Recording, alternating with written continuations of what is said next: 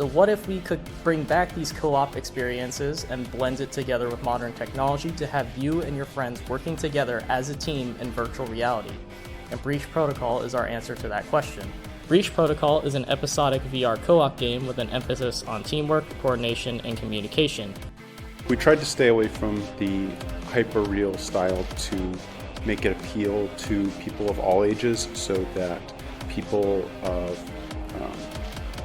younger people trying to play the game aren't seeing something that's hyper-realistic, but older people who are playing the game don't feel like they're playing something that was made for kids. I like working with the team. I like working on the project.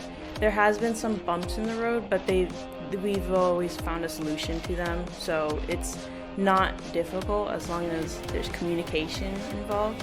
It's really cool to be able to load it up and then jump into it and see, oh hey, I know the people that worked on this, and I know how they were able to do this, and I know how everything was able to come together and form this one giant piece. So I think it's pretty cool to be able to see the fruits of all our labor.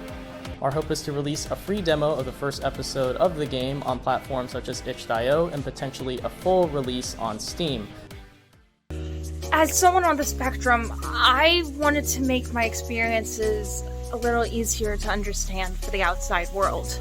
You'll guide Emma, a representation of my experiences, through day-to-day situations that can be overwhelming to someone like me. And you just have to survive. Finish the to-do list. Use wind downs to prevent a meltdown. Be human for once.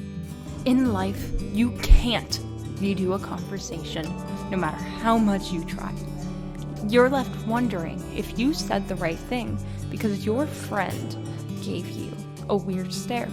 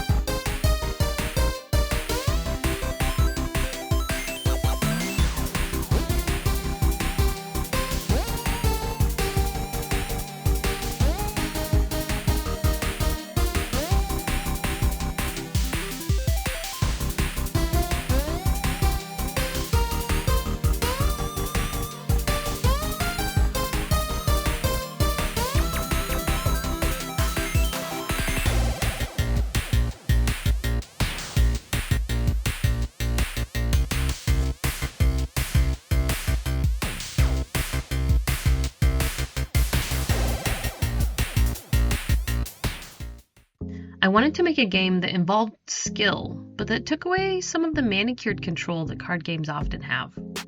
There are specific actions a player can take on their turn, which coincides with sides on the die.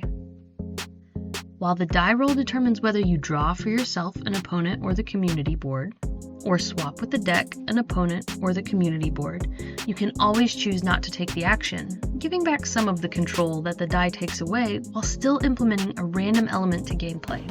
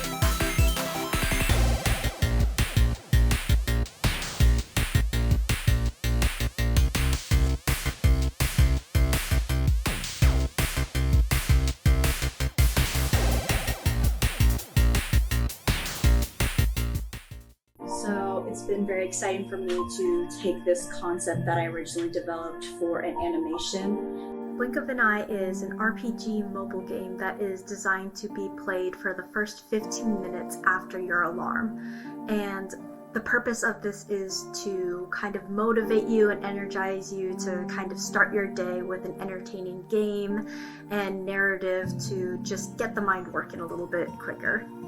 Being able to develop several different mini games, a collection of experiences so that people don't have to do the same thing every morning when they wake up, it also allows me to branch out a little bit and try out different game ideas, different methodologies for execution. Waking up, especially in the modern age, is often a difficult experience, even with alarms. Our main target users are young adults who are still figuring out their sleep schedule and struggle to get up on time when their alarm goes. That's the main reason, really, why we have a feature in our game, Blink of an Eye, where after the first 15 minutes of your alarm, you're allowed to play the game, but then after that it locks. Project, I did learn some new things. Like I learned how to use Audition to edit and applying audio sources. The main thing that got me interested in the nursing VR simulation was the opportunity to develop virtual reality, because there are a lot of really unique interactions available for VR, but it's also a very different space from any other medium. I wanted to be a part of this project because I'm passionate about the development and advancement of virtual reality in the medical industry. I believe it is very important to begin to merge these fields as our technology improves. The benefits are endless. I think working alongside others gives you a really great opportunity to see how people do things and learn from that. So I've been able to learn a lot of new kind of like coding tricks that I had no idea even existed in the first place, and that's been a really exciting opportunity for me. I've been working on this project with this team for the past year and 2 months. I am really, really proud of where we have gotten with this simulation so far, and I am excited to see where we go in the future.